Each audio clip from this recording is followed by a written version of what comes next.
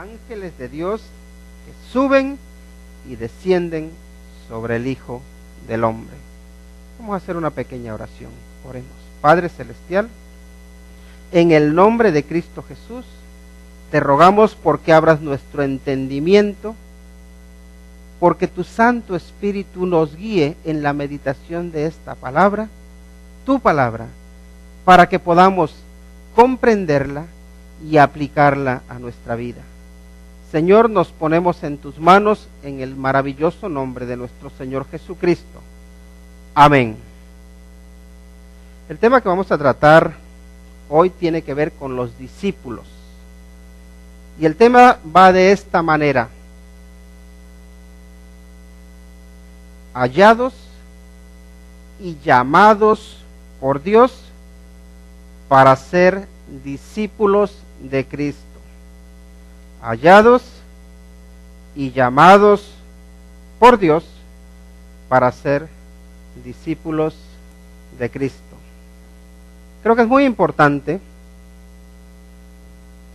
destacar en este pasaje que acabamos de leer que hay dos palabras que se repiten mucho: la palabra ver y sus derivados, y la palabra hallar o encontrar.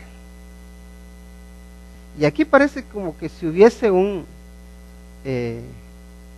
diferencias de opinión entre nosotros encontramos a Dios o Dios nos encuentra a nosotros. Y yo creo que el Señor Jesucristo, cuando se encuentra con Natanael, lo deja muy claro. Dice: yo te encontré a ti, yo te hallé. El Señor Jesucristo, hay un momento en que le dice a los discípulos, dice: vosotros no me elegisteis a mí, sino que yo, dice, os elegí a vosotros y os he puesto para que llevéis mucho fruto. Y esto es importante tenerlo en cuenta, porque ahora el tema que vamos a tratar es cómo el Señor Jesucristo va haciendo discípulos, cómo encontramos aquí a los primeros discípulos del Señor Jesucristo, cómo son hallados, cómo son rescatados y cómo llegan a ser discípulos del Señor. Porque de lo que se trata es de que cada uno de los que estamos aquí aprendamos a ser ¿qué? Discípulos de Cristo.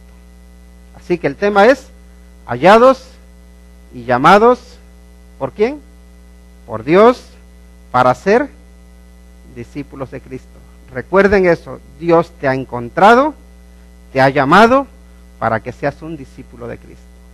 Ahora, vamos a ver aquí un poquito de cómo llegan los discípulos a Cristo. Primero vamos a ver los versículos 40 al 43. Miren lo que está sucediendo. Dice: Andrés, hermano de Simón Pedro. Aquí ya tenemos que Andrés era ¿qué? Hermano de Simón, o sea de Pedro. Dice, era uno de los dos que habían oído a Juan y habían seguido a Jesús. Recuerden que Juan el Bautista, la semana pasada estuvimos viendo que dijo: he ahí el Cordero de Dios. Y había dos discípulos con él, ¿verdad? Uno de ellos era Andrés. Entonces Andrés pasa de ser discípulo de Juan a ser discípulo del Señor Jesucristo. Así que dice que era uno de ellos. ¿Y qué es lo que hace Andrés? Versículo 41 dice, este halló primero a su hermano Simón y le dijo, hemos hallado al Mesías, que traducido es el Cristo. ¿Qué es lo que hace Andrés? Andrés cree en el Señor Jesucristo primero, sigue a Cristo, y él a su vez lo que hace es compartirle a su hermano Simón Pedro. Cuando nosotros nos convertimos al Señor Jesucristo, ¿cuáles son unas de las primeras necesidades o deseos que vienen a nuestra mente, a nuestro corazón? Yo quiero que mi familia conozca lo que yo acabo de conocer. ¿No es esa una de los anhelos que hay en su corazón cuando conocen al Señor? Vi la luz, quiero que mis hermanos vean la luz también, quiero que mi familia vea la luz. Eso es lo que hace Andrés. Andrés, cuando tiene un encuentro con el Señor Jesucristo, cuando vea y se queda allí esa noche con el Señor Jesucristo, lo primero que hace es ir a su hermano Pedro. Halló a Pedro y le dice, mira, dice, hemos hallado al Mesías, que traducido es el Cristo. Ya después aclararemos bien lo que significa el Cristo. De momento vamos a centrarnos en cómo se van haciendo aquí discípulos. Dice el versículo 42, y le trajo a Jesús, y mirándole Jesús, dijo, tú eres Simón, hijo de Jonás, tú serás llamado Cefas, que quiere decir Pedro. Y aquí tenemos que el Señor Jesucristo ya sabía de Pedro, ¿verdad? Ya sabía que Pedro era un impulsivo, ya sabía que Pedro estaba dispuesto a cruzar el mar si era necesario, a correr lo que hiciera falta, a hacer de todo. Y le dice el Señor Jesucristo, dice, Simón, a que tu papá se llama Jonás. Sí. Dice, tú te llamas Simón, ¿verdad? Pero te vamos a cambiar de nombre. Ahora vas a ser Cefas. Cefas es una palabra aramea. Y traducido al griego significa Pedro. Y traducido al español, al castellano, significa piedra. Y el apóstol Pedro, vemos que a lo largo de su vida parecía, vamos a decir, un poco fluctuante. A veces subía y bajaba. Cuando se trata de arriesgar su vida por el Señor Jesucristo, dice, si yo no le conozco. ¿Se acuerdan de eso, verdad? Y de hecho empezó a maldecir y a decir que yo no sé nada de él, que yo no sé de qué me hablan, hasta que canta el gallo. Entonces dice, sí lo conozco. Pero después de eso, después de que Pedro le falla al Señor Jesucristo, Pedro se convierte en roca, se convierte en piedra, firme, y ahora sí ya no tiene miedo, ya no tiene miedo de perder la vida. Y ahí es donde vemos que el significado de Pedro toma sentido. ¿Y saben qué? Lo ideal es que cada uno de nosotros no tenga que alejarse del Señor, no tenga que pasar por golpes para afirmarse. Pero también les digo, muchas veces nosotros no nos comprometemos con el Señor hasta que no nos caemos, hasta que no pasamos problemas, hasta que no pasamos dificultades, hasta que no nos estrellamos contra la pared o contra cualquier cosa que andemos haciendo, no nos volvemos como piedras, como rocas, sólidos, firmes, cimentados en Jesús. Y eso es lo que le pasó a Pedro.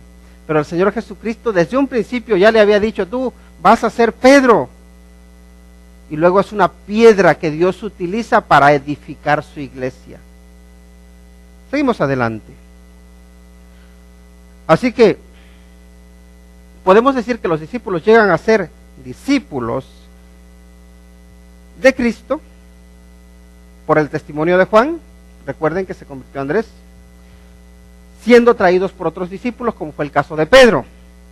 También siendo llamados directamente por Cristo. Miren en el versículo 43.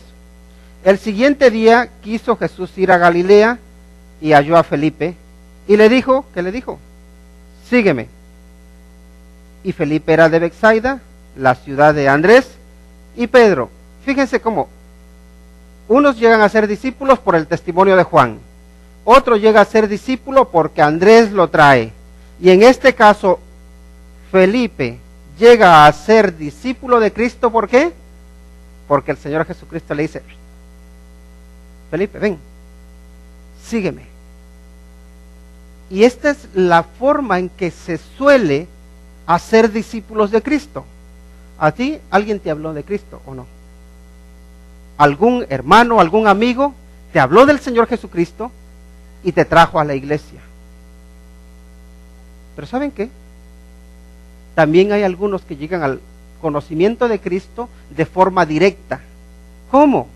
El Señor Jesucristo los llama, y especialmente en los países musulmanes, donde está prohibido predicar el Evangelio, está habiendo muchas conversiones de gente a las que el mismo Señor Jesucristo les habla, ya sea por sueños, ya sea por actos milagrosos, y directamente los llama. Un hombre dio su testimonio de que él dice que en el Corán escuchó de Jesús, el hijo de María, y en el Corán está esa frase, Jesús que era hijo de María. Y él comenta que cuando se dio cuenta de que Jesús no había sido engendrado por un hombre, sino que fue nacido de forma sobrenatural, dice que él había escuchado de oídas de que Jesús salvaba. Y dice que él empezó a hacer esta oración. Decía, Jesús, hijo de María, sálvame. Y que esa fue una frase que se convirtió en parte de su diario vivir. Y él sentía que necesitaba algo en su vida. Y se acordaba de Jesús, el hijo de María. Y dice que en un sueño, el Señor Jesucristo le dijo, yo estoy para salvarte. Este hombre se convirtió al Señor Jesucristo y tuvo que dejar su familia, porque su familia, al ser muy ferviente seguidora, en este caso del Islam, lo veían como a un traidor y preferían verlo muerto antes que ser un seguidor de Cristo. Por tanto, este hombre tuvo que huir de su país y se fue para Europa. Y en España daba su testimonio, diciendo de cómo el Señor Jesucristo lo llamó directamente. ¿Saben qué? Hay momentos en que el Señor Jesucristo te llama a lo más profundo de tu corazón, te habla. Pero es importante que estés dispuesto a escucharle. Porque ¿sabes qué? El Señor te puede hablar a través de un amigo.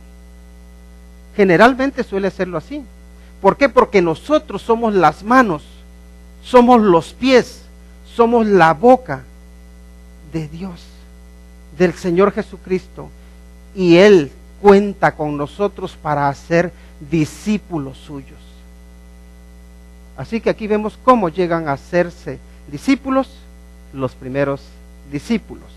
Pero luego en los versículos 45 y 46 nos encontramos con unos obstáculos. ¿Qué obstáculos se encuentra uno cuando quiere hacer discípulos de Cristo? Y aquí dice el versículo 45, Felipe halló a Natanael y le dijo, hemos hallado a aquel de quien escribió Moisés en la ley, así como los profetas, a Jesús, el hijo de José, de Nazaret. Natanael le dijo, ¿de Nazaret puede salir algo de bueno?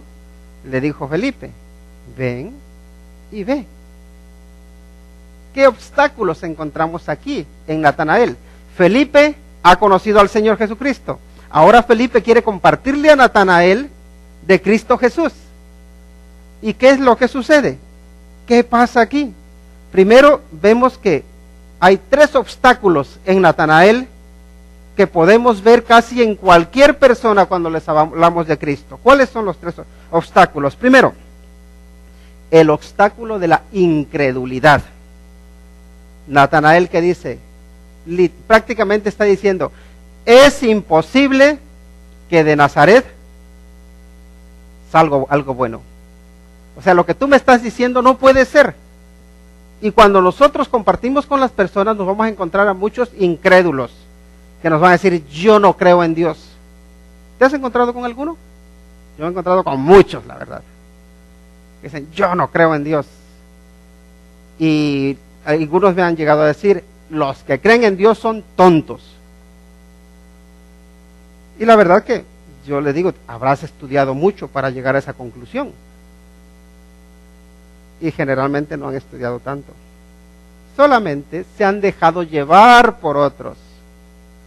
Y porque se creen muchas veces que si tú crees en la ciencia no puedes creer en Dios, porque la ciencia realmente te da respuestas. El creer en Dios es para la gente que no quiere pensar.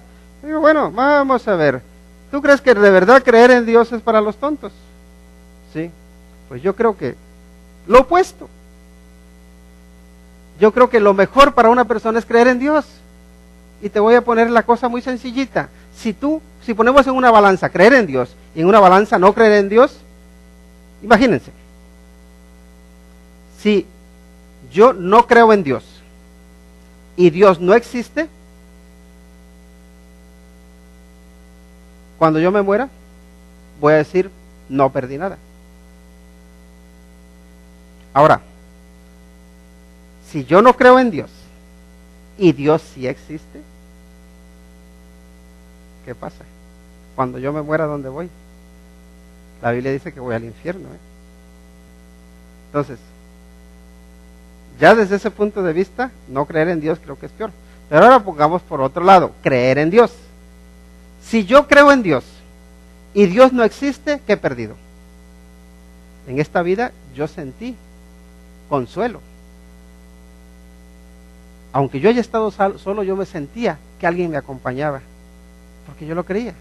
Por tanto, cuando yo me muera, si creía en Dios y Dios no existía, ¿saben qué pasa?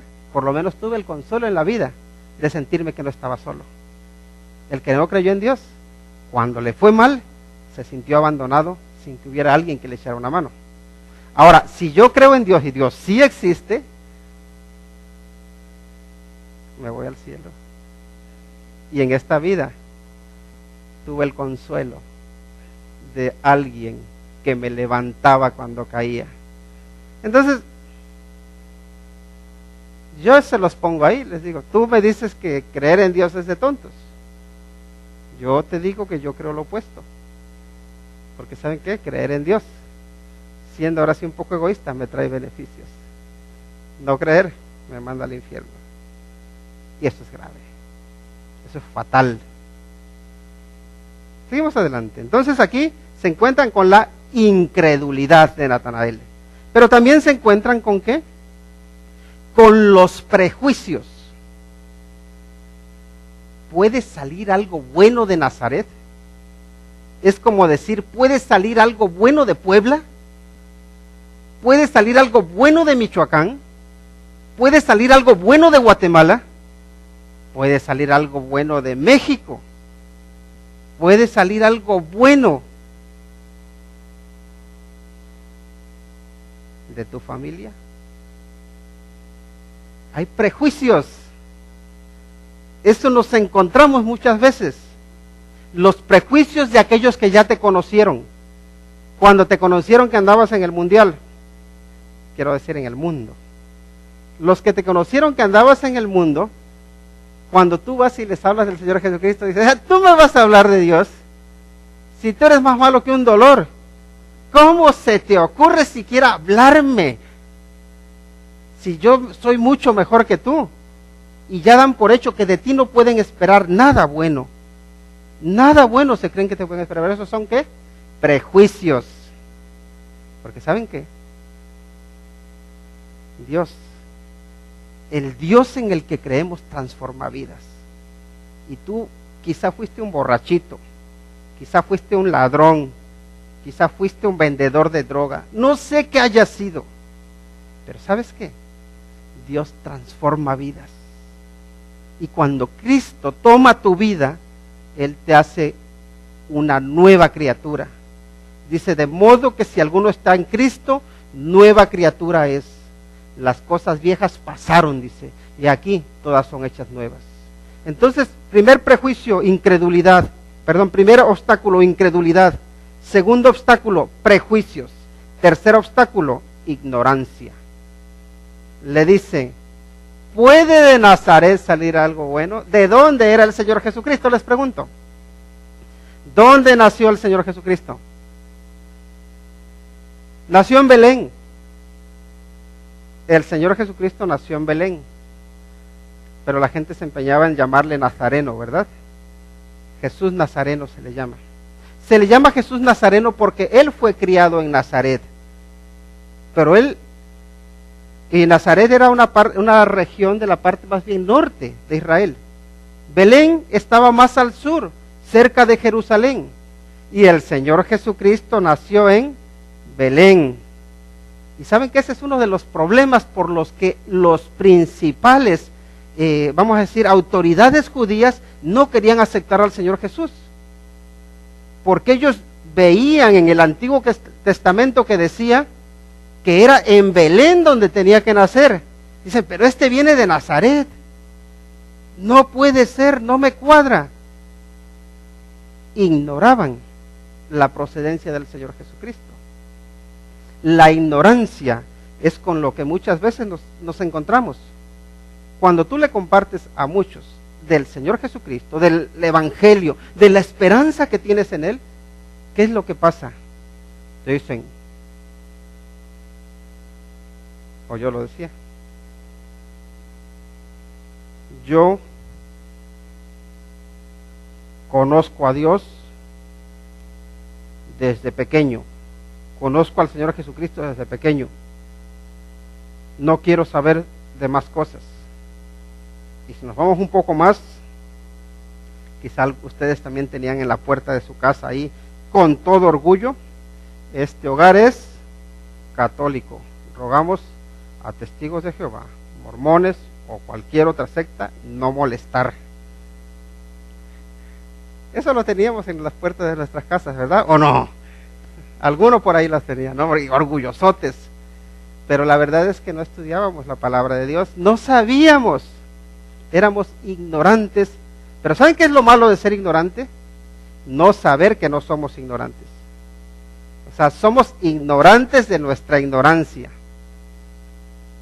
Y eso es duro, porque encima somos orgullosotes de nuestra ignorancia. Ni siquiera sabemos que no sabemos.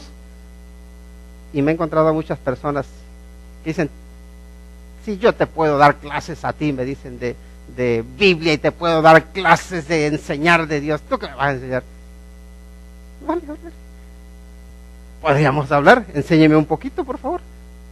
Podría enseñarme, porque a mí sí me gusta conocer del Señor, y usted dice que sabe mucho. Yo creí que podía enseñarle algo, pero si usted sabe mucho, me podía enseñar un poquito. ¿Y saben qué? Luego les pregunto, y voy haciéndoles preguntas, porque una de las cosas, o de las cosas más eficaces que podemos utilizar para demostrar la ignorancia de las personas es haciéndoles preguntas. Pregúntales sobre una cosa, sobre otra, y cuando digo, no sé, pues mire, yo sí le tengo una respuesta. Aquí le voy a compartir de lo que aprendí en la Biblia. Es un poquito, pero se lo comparto. Y ya después, la gente, y después cuando conocen al Señor, dice, qué ignorante era yo, y cabezón, dice, y yo me creía que sabía mucho. Pero ¿saben qué? La ignorancia, nos la encontramos en muchos sitios. Pero ¿saben qué? Debemos saber, debemos conocer al Señor Jesucristo y su palabra para poder hablar, para poder enseñar, porque a veces vamos de lanzados a querer enseñar y no sabemos, porque no hemos estudiado, porque no nos hemos preocupado por investigar. El Señor Jesucristo dijo, escudriñad las Escrituras, porque vosotros os creéis que ellas tenéis la vida, y ellas son las que dan testimonio de mí, dice. Esto se lo dice a los maestros de la ley. ¿Por qué? Porque ellos decían, nosotros conocemos las Escrituras, y porque conocemos la Escritura, ahí tenemos la vida. Y llega el Señor Jesucristo a darles la vida y no lo reconocen. Y le dice al Señor Jesucristo, vean la Biblia y me verán a mí, me conocerán a mí. Pero ya que estamos en esto, abriste tu palabra, la palabra de Dios en esta semana, por lo menos un día. 2 veces a la semana, 3 veces, una vez cada día, por lo menos 5 minutitos. Cuando veo que la gente mira para otro lado con risitas, digo, parece ser que no. ¿Y saben qué es lo que pasa? Decimos, es que no tuve tiempo. No tienes 5 minutitos para leerte un capítulo. No tienes 5 minutos del día, que Dios te da 24 horas. No tienes 5 minutos para leer su palabra, para orar, para memorizarte un versículo. ¿No los tienes? ¿Qué tacaño eres? Si Dios te da 24 horas, ¿por qué no le devuelves un poquito del tiempo que Él te da? ¿No creen que sea justo? Sí lo es, pero ¿saben qué? Poco a poco, cuando empecemos a leer por lo menos 5 minutitos, después vas a querer leer 10 y vas a ir aprendiendo. Y si utilizabas la palabra de Dios solo para dormirte, llegas a utilizar la palabra de Dios para instruirte. Y llega un momento en que cuando tienes sueño dices, voy a leer, y se te quita el sueño. Fíjense, lo opuesto. Algunos dicen, es que no me puedo dormir, voy a leer la Biblia que me duermo enseguida. Y sí les funciona, se duermen enseguida. Pero es al revés. Voy a leer la Biblia para que me despierte espiritualmente. Bueno, ignorancia, ¿verdad? Entonces, miren la respuesta que le da Felipe. La respuesta de Felipe. En el versículo 46, cuando Natanael le dijo, de Nazaret puede salir algo bueno, le dijo Felipe, ven y ve. Qué bonita, esas palabras me gustan. Ven y ve. Ven que te quiero mostrar al Señor Jesucristo. La pregunta es, ¿tú le puedes decir a las personas, ven y ve? ¿Qué les vas a enseñar? En ese caso sí tenían al Señor Jesucristo allí. Pero ¿dónde tienes tú al Señor Jesucristo? ¿Dónde está Cristo en tu vida? Porque ahora el Señor Jesucristo físicamente no está, pero espiritualmente sí. ¿Y dónde? ¿Dónde se va a encontrar con Él? Sé que creo que Él necesita un encuentro personal en oración, pero más aún, tú y yo somos embajadores de Cristo. Debemos representar a Cristo. Y cuando le decimos ven y ve, le estamos invitando a que vea el testimonio que tú estás dando de Él. ¿Y saben qué? La gente que no quiere creer, generalmente ningún argumento que tú le des le va a convencer. Porque su problema no es intelectual, su problema es moral, su problema es del corazón. Y muchas veces hablan más tu vida que tus palabras. Pero también, cuando una persona tiene un encuentro con Cristo, se le caen las barreras. Por eso le dice, ven y ve. Fíjense que no se pone a discutir allí con él, porque parece ser que Natanael era un hombre que no se dejaba convencer fácilmente. Pero vamos a ver ahora el encuentro con el Señor Jesucristo. Ven y ve. Natanael en este caso le hace caso, va a ver. Dice el versículo 47. Cuando Jesús vio a Natanael que se le acercaba, dijo de él, he aquí un verdadero israelita en quien no hay engaño. Le dijo Natanael, ¿de dónde me conoces? Respondió Jesús y le dijo, antes que Felipe te llamara, cuando estabas debajo de la higuera, te vi. Eso me gusta mucho. Esa frase a mí me desafía en muchos sentidos, y le explicaré solamente algunos. Pero fíjense, ¿qué sucede cuando tú tienes un encuentro con Jesús? Lo primero que vemos es que el Señor Jesucristo te ve cuando vienes a Él. Dice, es lo que dice, ¿no? Cuando Jesús vio a Natanael que se le acercaba, dijo de él: he aquí un verdadero israelita en quien no hay engaño. Cuando tú te acercaste al Señor Jesucristo, ¿qué habrá dicho de ti? ¿Qué habrá dicho de ti el Señor Jesucristo? Te pregunto aún más, ahora que venías tú para la iglesia, ¿qué opinión crees que tiene Dios de ti? ¿Qué crees que piense de ti? ¿Sabes qué piensa de ti? Lo que eres. No creas que a Él le puedes ocultar algo. No le puedes ocultar nada. Él nos conoce. ¿Qué nos estaba leyendo hace unos momentos nuestro hermano Juan Carlos? Que Él nos conoce incluso antes de que naciéramos. Antes incluso de que fuésemos engendrados en el vientre de nuestra madre, Él ya nos conocía. Él conoce nuestro sentarnos, conoce nuestro levantarnos. O sea que no creas que al Señor le puedes ocultar algo. Y el Señor Jesucristo le dice: este es un israelita en quien no hay engaño. Un israelita se puede decir que no se fía de nadie. Y yo pregunto, ¿por qué Natanael no se fiaba de nadie? Porque puede ser que Natanael haya sufrido traiciones. Puede ser que Natanael haya sufrido desengaños. Lo mismo que te pasa a ti y a mí. A veces cuando nos han engañado muchas veces, ya no quieres creer, ¿verdad? Ya no quieres confiar. Ya quieres cerciorarte. Preguntas. Y por eso él pregunta: ¿es que de Nazaret va a venir alguien? Algo de bueno. Yo lo dudo. ¿Por qué? Puede ser porque de Nazaret hubiese sido alguien que lo traicionó. Puede ser que de Nazaret hubiese sido alguien que lo engañó.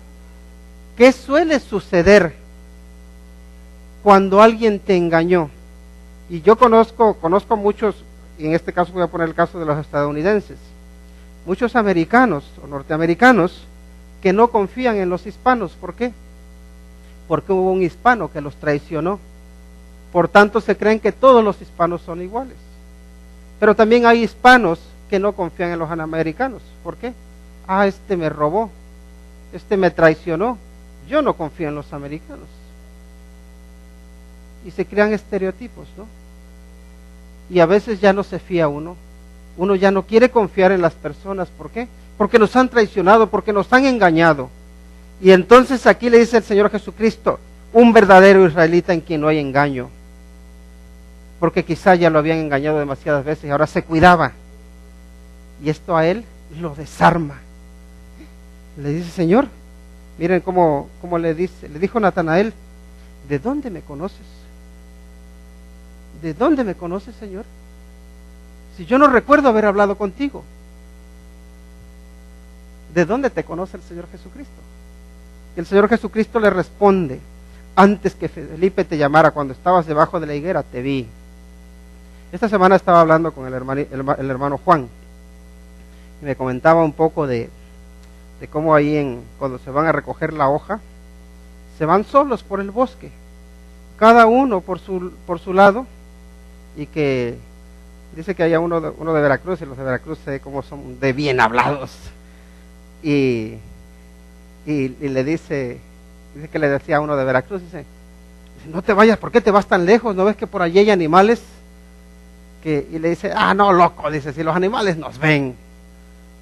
Dice: tú no los ves, pero ellos sí te ven a ti. Te asustas ya cuando los ves, pero si aquí estamos en el bosque, rodeados de animales, y nos ven, y no nos damos cuenta. Y no nos asustamos porque no los vemos, pero cuando ves a uno, te asustas, ¿no? El caso es que allí en lo último del bosque, ahí te ve Dios también.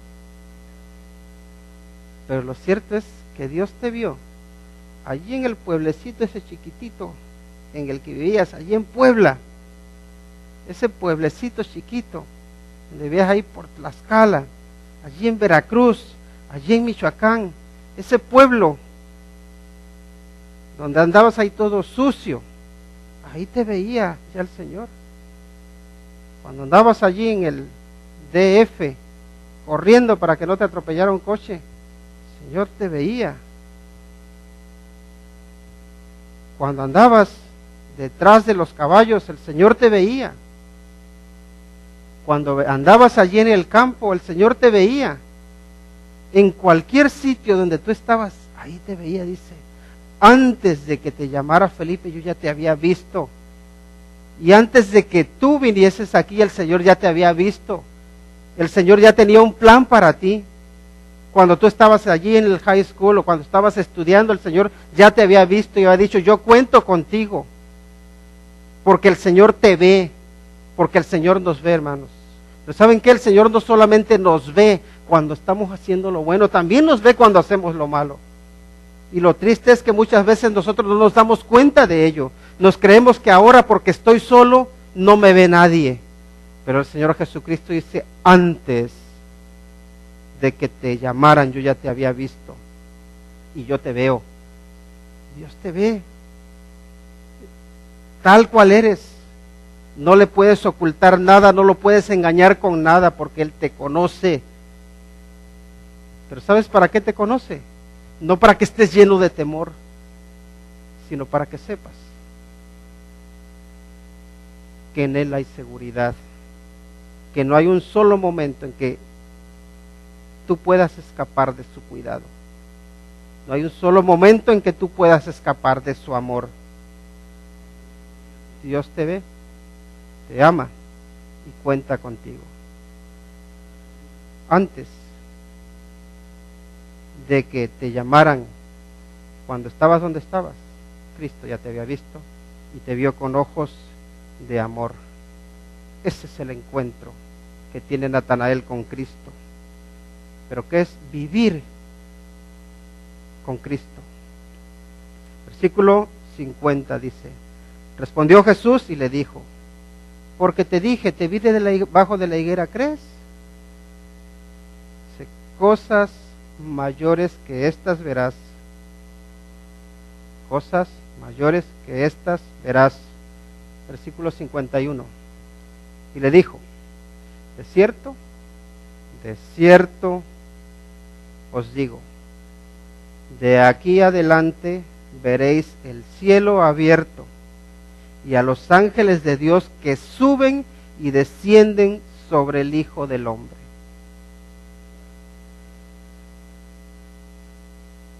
La vida con Cristo es una vida de novedad.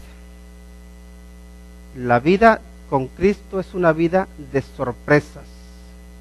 Aquellos que se aburren, que creen que los cristianos son unos aburridos, que creen que si eres cristiano ya se acabó, ya no puedes ser feliz, están totalmente equivocados. Porque ¿saben qué? Solamente Dios es capaz de sorprendernos cada día, porque sus misericordias son grandes, porque su fidelidad es grande.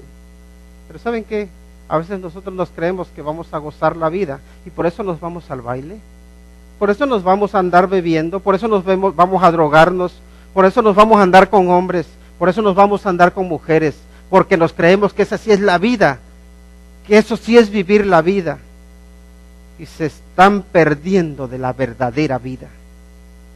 La verdadera vida es andar en Cristo. En Él andas siempre en novedad de vida. Y si tú vives una vida aburrido como cristiano, es quizá porque no conoces al Señor Jesucristo de las sorpresas. No conoces al Señor Jesucristo de la grandeza, al Dios que abre los cielos, al Dios que nos manifiesta maravillas. Me gusta ver a los niños y a los ancianos. Y ya les comentaba en una ocasión de que los niños cuando se dan cuenta de que las paletas o los dulces son dulces, cuando tú ves a un niño y le enseñas una paleta, rápido dice, abren los ojos, ¿verdad? Después crecen un poco y le saca su paletita y ni caso te hacen. Pero le dices, cierra los ojos y le enseñas una bicicleta. Y hace, ¡ah! ¿Para mí? Sí, sí, sí. Después se hacen jóvenes y las bicicletas ya las tienen ahí arrumbadas y tiradas. Y le enseñan las llavecitas de un coche, aunque sea viejo. ¿Para mí? Y se sorprenden, ¿verdad? Ya luego cuando son más mayores, ya que están cansados de conducir, ya eso no les sorprende, ¿verdad? Pero ya quizás sea una chica o un chico guapo o guapa que les gusta. Pues mira, te presento y hola, y ya, y otra vez se sorprende uno, ¿no? Y ya cuando es uno anciano, chicas, coches, bicicletas, chucherías, dulces, ya nada te sorprende. Y unos abuelos ya dicen, la vida ya, yo ya viví ya, nada más me queda morirme. ¿Pero saben por qué? Porque se están perdiendo de la aventura de vivir con Cristo. Porque les voy a decir una cosa, con Dios, con Jesucristo, nunca eres suficientemente viejo para que te sorprenda. Él siempre tiene algo para sorprenderte. Pero vive con Él, anda con Él, camina con Él, sea un cristiano o una cristiana, pero de verdad, porque ¿saben qué? Nosotros nos aburrimos como cristianos porque no vivimos como cristianos, porque nada más tenemos la fachada de cristianos. Muchas veces lo único que somos es pura pantalla, pura careta, como los luchadores, ¿verdad? La máscara. Pero ¿saben qué? Cristo nos ve y Él nos ve sin máscara, Él nos ve sin maquillaje, Él nos ve tal cual somos, y siendo tan imperfectos como somos, todavía se atreve a amarnos. Y a ti, a mí, nos llama y nos dice, ven, porque cuento contigo. Solamente les quiero decir, Dios cuenta contigo para que seas discípulo de Cristo, para que vivas con Cristo, para que aprendas de Cristo, para que honres a Cristo. Yo no sé hasta dónde has caído, no lo sé, pero Dios sí lo sabe.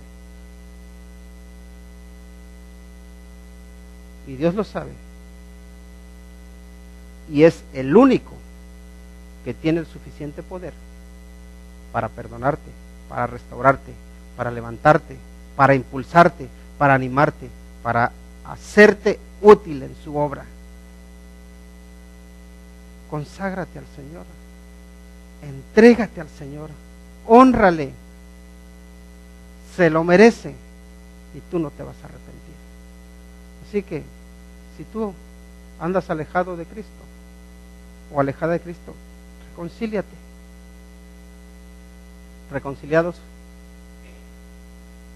pues para con Dios por medio de Cristo Jesús llegamos a tener paz. Si quieres reconciliarte, ora conmigo. Y luego al final me gustaría hablar contigo. Oremos.